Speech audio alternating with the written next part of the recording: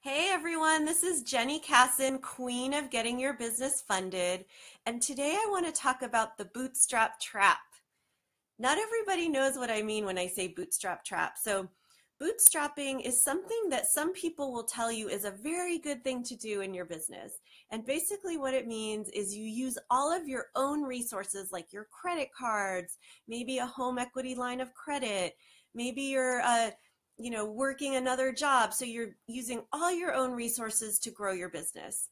And some people say this is a great thing because it allows you to stay in control of your business and grow your business on your own terms. But I actually believe that bootstrapping is a big trap because usually, in most cases, it can really kill your business. Because if you're trying to wear all the hats in your business because you can't afford to hire the help you need, and you also are putting your personal assets at risk for the success of your business, it can be incredibly stressful. You can get really burnt out and overwhelmed. You may not provide as high quality customer service as you could if you had the help and the resources you need. So a lot of businesses actually are put out of business through bootstrapping. And so I believe that the solution is to stop bootstrapping and raise money from investors. And the truth is that raising money from investors does not have to mean giving up control. It does not have to mean selling your soul. And so I want to share three things that I want you to know to help you start on the path to escape the bootstrap trap. So the first thing is you actually can raise money from investors regardless of the type of business you have, what stage you're at, and where you're located in the country. I've had clients all over the country offering all different kinds of investment opportunities with all different plans for their business that have all been able to raise several $100,000 to millions of dollars from investors. And the reason why a lot of people don't realize this is kind of the very hyped up type of investments that happen. Um, they tend to be investments where the investors are like venture capitalists or Shark Tank type investors who are expecting a very high return. So a lot of people think if I can't grow huge and then sell my company fast, I could never bring on an investor. But the truth is, a lot of investors are willing and happy to invest in businesses that have a different path, that can pay a reasonable return. So, just as one example, I recently raised money for a business that I started, and we're offering a 2.5% annual return on an 8-year loan. And I was able to raise $1.1 million doing that. So that's just one of many examples that I could give you of businesses that you might not normally think would be able to raise money.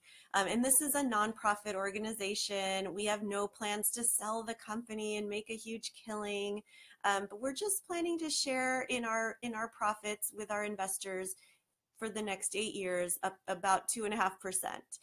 So I have clients that are startup grocery stores, startup restaurants, coaching businesses. All of these businesses have raised money from investors.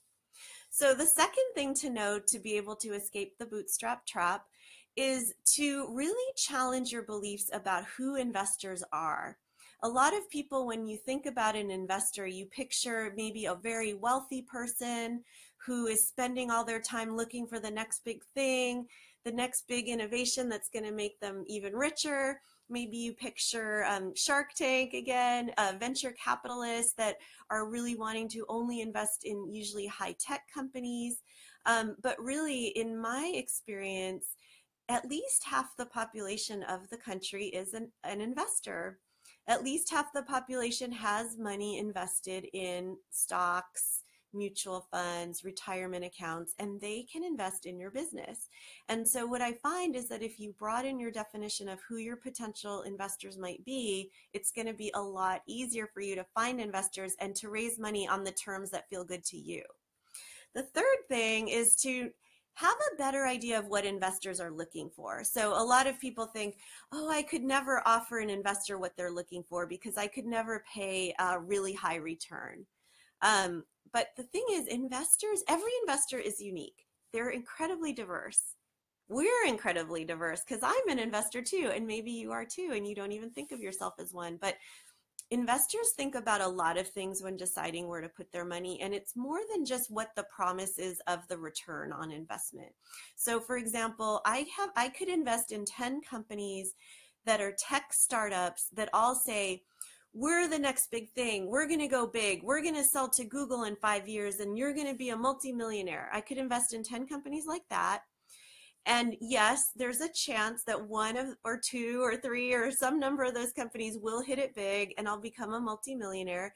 But really, I know that the promise of a big return is, it's quite unlikely that I actually will make a big return, because for 1 out of 10 companies to really hit it big like that, it's very unusual. But they're promising a really high return. But I'm considering more than just return. I'm considering what is the chance that I'll actually make that return. So personally, I would rather invest in 10 companies that are all promising like a 2% or a 3% annual return that they're paying out of their revenues from customers.